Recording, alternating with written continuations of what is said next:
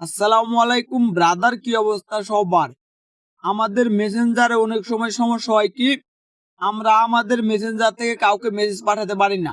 তো যাদের মেসেঞ্জারে এই সমস্যা হয়েছে, কাউকে মেসেজ পাঠাতে পারেন না, তারা এই সমস্যার সমাধান কিভাবে করবেন এখন আমি আপনাদেরকে শিখিয়ে দিব। তবে আপনাদের কাছে ছোট্ট একটা অনুরোধ রাখবো, এই ভিডিও দেখে যদি আপনার একটু হলে উপকারে আসে তাহলে অবশ্যই লাইক, কমেন্ট এবং চ্যানেলটা সাবস্ক্রাইব করবেন। মেসেঞ্জার থেকে কাউকে মেসেজ পাঠাতে যাচ্ছে না, তো এই সমস্যা সমাধানের জন্য আপনাকে কি করতে হবে জানেন? আপনি প্রথমে চেক করে নেবেন আপনি যে ইন্টারনেট কানেকশনটা ব্যবহার করতেছেন, ওয়াইফাই হোক বা ডাটা নেটওয়ার্ক হোক, সেটা ঠিক আছে কিনা প্রথমে এটা চেক করে নেবেন। তারপর আরেকটা কাজ করবেন, সেটা হলো আপনার ফোনটা একবার রিস্টার্ট করে নেবেন, মানে একবার বন্ধ করে তারপর খুলে নেবেন। তো প্রথমে এই দুইটা কাজ করবেন।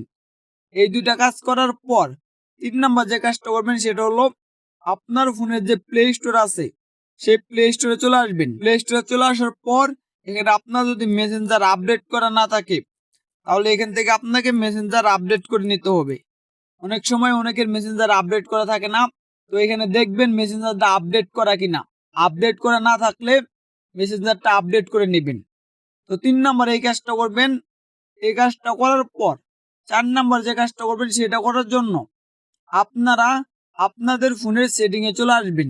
সেটিং এ চলে আসার পর এখান থেকে আপনারা স্ক্রল করে নিচের দিকে চলে আসবেন এবং এখানে অ্যাপস নামে যে সেটিংটা পাবেন এটা চলে আসবেন।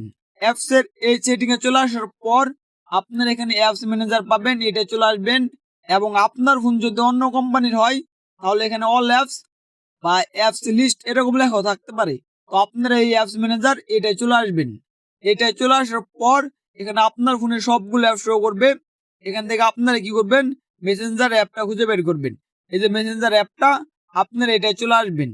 তো আপনারা সেটিং এ গিয়ে এভাবেও মেসেঞ্জারে এই অপশনে চলে আসতে পারেন এবং কি এভাবে যদি না পারেন তাহলে আপনারা কি করবেন, যে এখানে যে মেসেঞ্জারটা পাবেন মেসেঞ্জারটা ট্যাপ করে ধরে রাখবেন।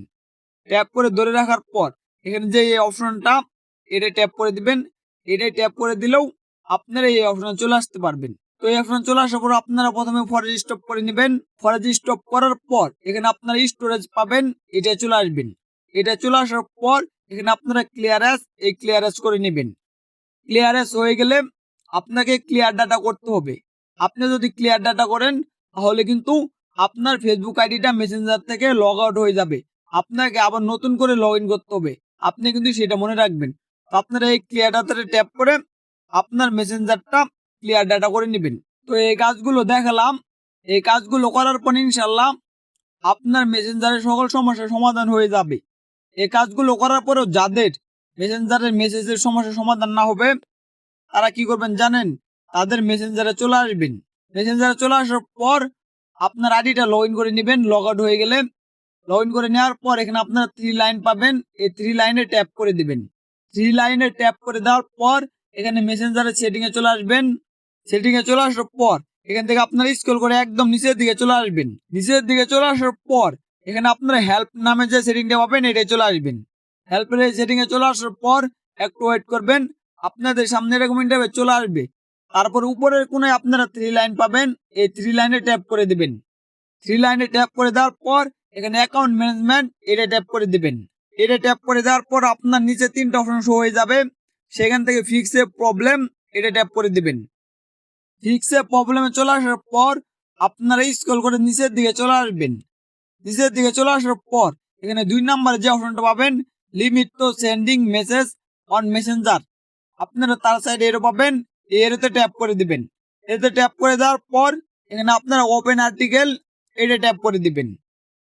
এটা ট্যাপ করে দেওয়ার পর আপনাকে একটা ওয়েবসাইটে নিয়ে আসবে। আপনারা কি করবেন, স্ক্রল করে নিচের দিকে চলে আসবেন।